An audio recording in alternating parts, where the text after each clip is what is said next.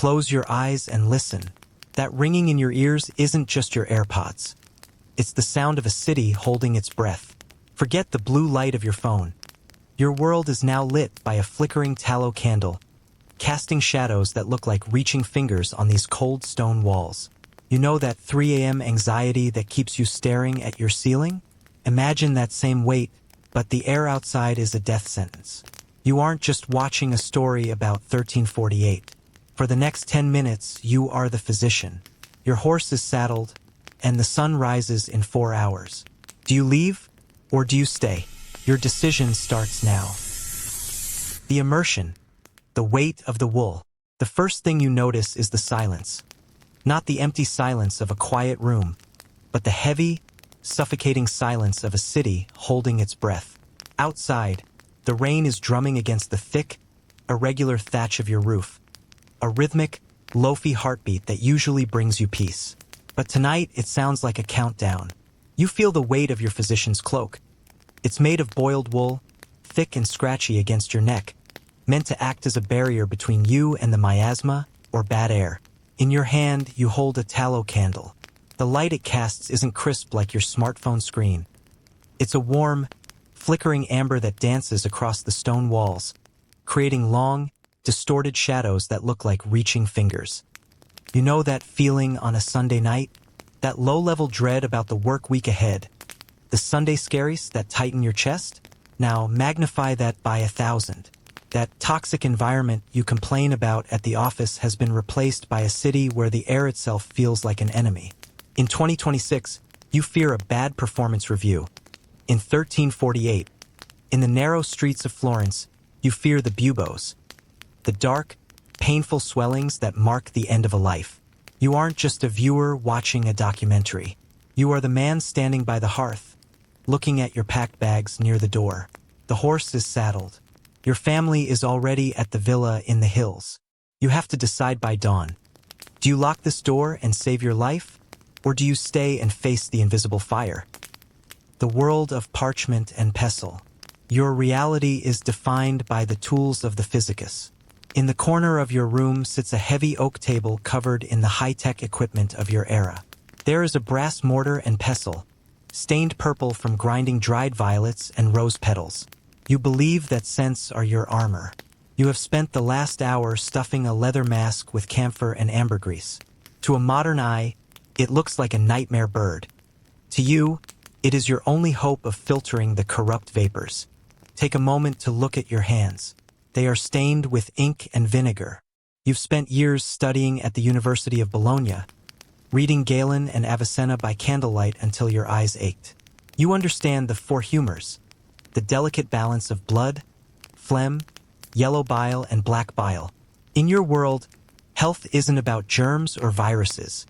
It's about harmony. You use a vademecum, a pocket-sized medical book, with folded parchment pages that show the zodiac man, connecting the stars to the parts of the human body. It feels primitive to your 21st century mind, but in this room, under the glow of a Pixar-style golden hearth, it is the peak of human knowledge.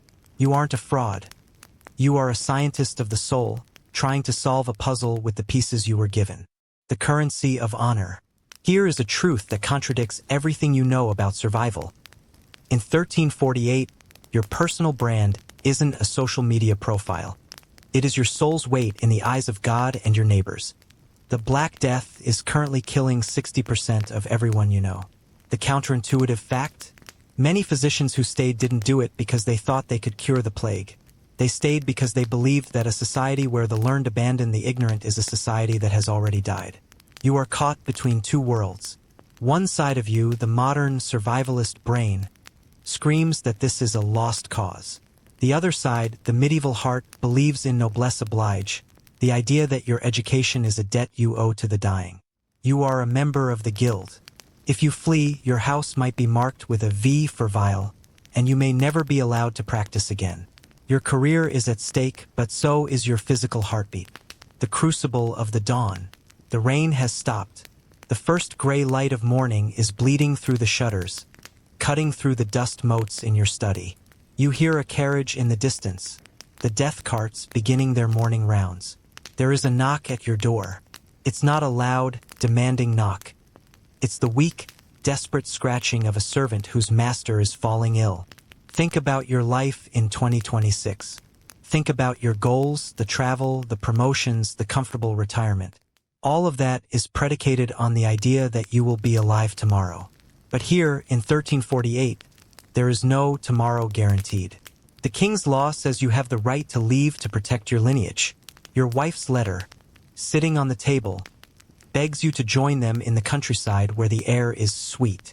But the Hippocratic spirit whispers that if you leave, the poor, who have no villas in the hills, will die in total darkness. You are standing at the center of a viral POV. If you stay, you are almost certainly signing your own death warrant. If you go, you live, but the you that lives will be a man who ran when the world needed him most. What is your move? Do you pick up your mask? Or do you pick up your bags? The aftermath of the ghost. In real life, many did flee, but many, like the famous physician Guy de Chauliac, stayed. He didn't stay because he was a superhero. He stayed because he was curious and compassionate. He actually contracted the plague, survived it, and then wrote one of the most important medical texts in history, Chirurgia Magna. He realized that by staying, he could document the symptoms, the fever, the coughing of blood, the buboes, and give future generations a chance to understand the enemy. From a modern psychological perspective, this is called post-traumatic growth.